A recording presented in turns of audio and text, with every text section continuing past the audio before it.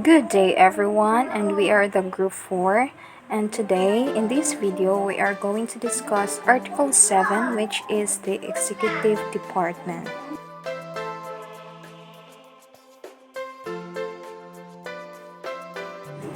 And what is executive power? Executive power is the power to administer the laws, which means carrying them into practical operation and enforcing their due observance. In Section 1, following the 1935 Charter, Section 1 vests the executive power in one person alone, the President of the Philippines. The qualifications for elective officials required under the Constitution are minimal or simple. The purpose is to accommodate wider participation of those who desire to serve the country under the democratic concept. In Section 3, the Vice President shall have the same qualifications and term of office as the President and may be removed from office on impeachment as in the case of the President.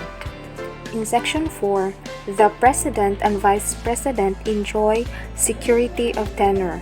Their term of office is 6 years, which shall begin at noon on the 30th day of June following the day of the election and shall end at noon of the same day, 6 years thereafter. The President-elect and Vice President-elect shall assume their office at the beginning of their terms. The phrase term of office refers to the period, duration, or length of time during which an officer may claim to hold the office as right and fixes the interval after which the several incumbents shall succeed one another. It is not to be confused with tenure of office, which represents the period during which the incumbent actually holds the office. The tenure may be shorter than the term for reasons within or beyond the power of the incumbent. The person having the highest number of votes shall be proclaimed elected. In case of a tie between two or more than two candidates, that is, more than one candidate shall have an equal and highest number of votes, and one of them shall be chosen president. The purpose of an oath is to guarantee the truthfulness of what a person is about to say or the fact that he sincerely intends to do what he says by a formal calling upon God to be witness. In Section 6, the official residence of the President shall be determined by law, and the annual compensation of the President and Vice President shall be provided by law. In Section 7, the Constitution provides for two classes of presidential succession, to wit, before assumption of office by the President-elect at a time fixed for the beginning of his term at noon on June 30 following the day of the election, and after assumption of office by the President-elect at the time fixed for the beginning of his term.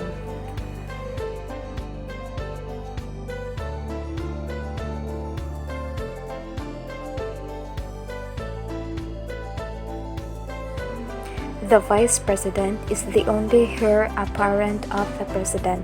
Where there are no President and Vice President, the acting President shall continue temporarily in office as such until the President or Vice President shall have been chosen, elected, and/or qualified. In Section 9, in case a permanent vacancy occurs in the office of the Vice President, the President shall nominate a Vice President, and the nomination is subject to confirmation or conformity by a majority vote. In Section 10, in case of a permanent vacancy in the offices of both the President and Vice President, the Congress shall convene and enact a law calling for a special election to elect a President and Vice President. No special election shall be called if the vacancy occurs within 18 months before the date of the next presidential election. Special election becomes unnecessary and costly.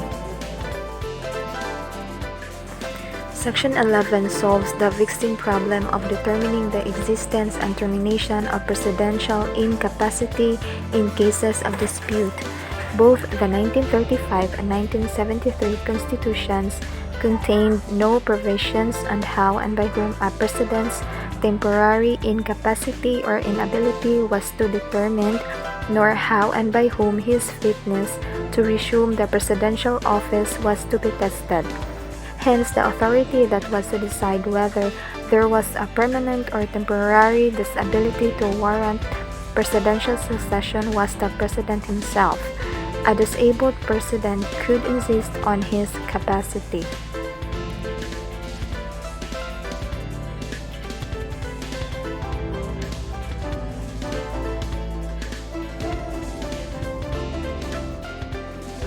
When should the public be informed of the president's state of health?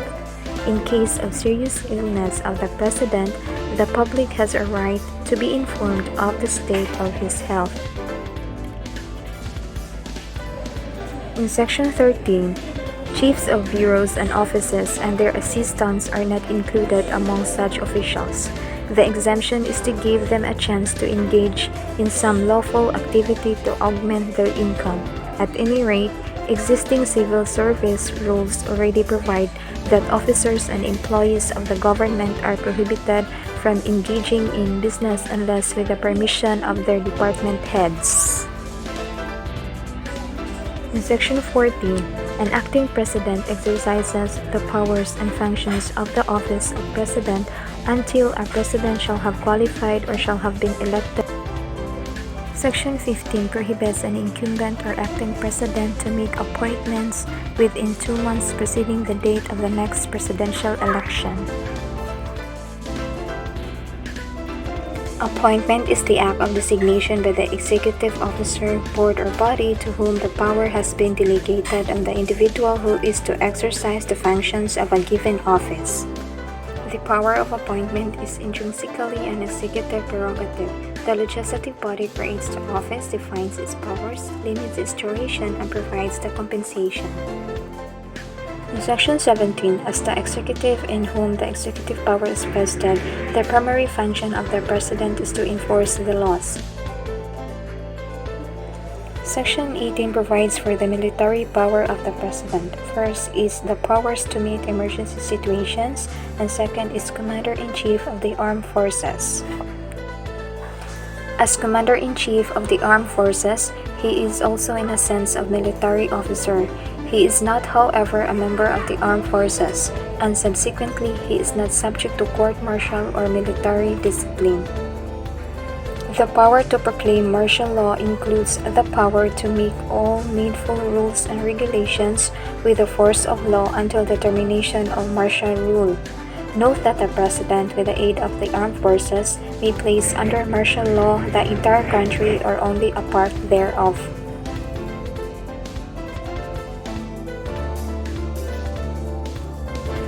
In Section 19, the President acts generally pursuant to the recommendation of the Board of Pardons and Parole, which is headed by the Secretary of Justice as its chairman. In Section 20, the President may contract foreign loans on behalf of the Republic of the Philippines without the need of prior congressional approval. When obtained by private persons, natural or juridical, he may guarantee such loans. There is possibly no official better qualified to enter such negotiation than the President. A treaty may be defined as a compact made between two or more states, including international organizations of states, intended to create binding rights and obligations upon the parties thereto.